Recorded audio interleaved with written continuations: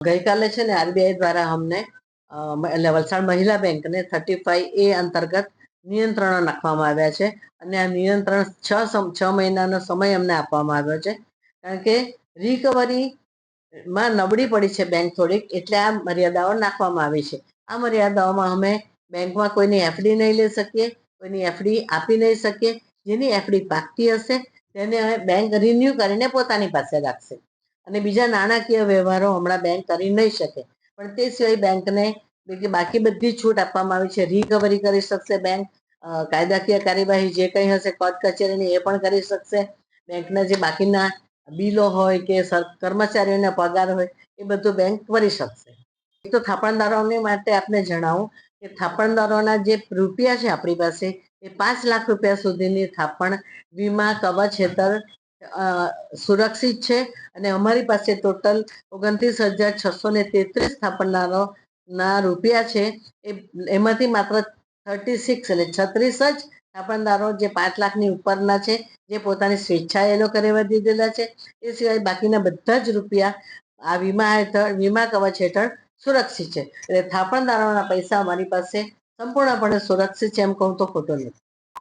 બાકીદારોને હું ખાસ કહેવા માંગુ છું કે જે અહીંથી લોન લઈ ગયા છે એ પબ્લિકના પૈસા છે, અમારી નાની નાની બહેનોએ મૂકેલી થાપણના પૈસા છે. એ થાપણ લોન ધારકોને ખાસ કહેવા માંગુ છું કે તમે તમારા પૈસા ભરી દો. બેંકને મજબૂત બનાવવા માટે અમને સપોર્ટ કરો, કારણ કે હવે જો નહીં થશે તો અમે કાયદાકીય કાર્યવાહી બેંકે ઓલરેડી કરી જ છે. એમાં હું આપને વિગત આપવા માંગુ તો આજે અમે છે ને ટોટલ 40 જણાના નામ પેપર આઉટ કરેલા છે અને એ બધાની સામે લગભગ 85 થી ઉપર લોન ધારકોને અમે નોટિસ દ્વારા બધી તમામ પ્રકારની પ્રક્રિયાઓ કાયદાકીય પૂરી કરી છે. એમાંથી 18 જણાની સામે અમે કેસ દાખલ કરેલા છે, જેનું પરિણામ બહુ માન્ય શ્રી જજ સાહેબનો આદેશની રાહ જોઈએ છે. એ આદેશ આવશે એટલે એ 21 જણાની મિલકતને જપ્ત કરશે બેંક અને એની હરાજી કરીને પણ લોકોના જે થાપણદારોના કે પૈસા છે તે વસૂલ કરશે બેંક. તે સિવાય 6 લોન ધારકો સામે અમે બોર્ડ ઓફ નોમિનીમાં કેસ દાખલ કરેલો છે. એમાં પણ જજમેન્ટ આવશે, એની હરાજી થશે. 138 અંતર્ગત 4 લોન ધારકોના કેસ કરેલા છે અને ટોટલ અમારા આટલા બધાની આજે કાર્યવાહી કરી છે તેમાં અમારા 21 કરોડ રૂપિયા રિકવર થશે આ પ્રક્રિયા પતશે ત્યારે. એટલે હું લોન ધારકોને પણ એક ખાસ કહેવા માંગુ છું કે રૂમર આવે અથવા કોઈ તમને અમારા હિત શત્રુઓ એમ કે આ તમે પૈસા નહીં ભરો બેંક બંધ થઈ જવાની છે, તે વાતમાં નહીં આવો.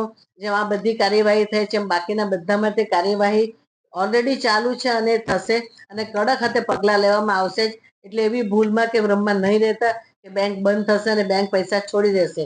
સામાન્ય માણસના પૈસા છે એ અમે રિકવર કરીને જ રહીશું. અમે વાતો એટલે અમે છે ને બીજી બેંક સાથે, બહુ મોટી બેંક સાથે મર્જર કરવાની લગભગ બધી જ પ્રક્રિયાઓ પૂરી કરી દીધી છે.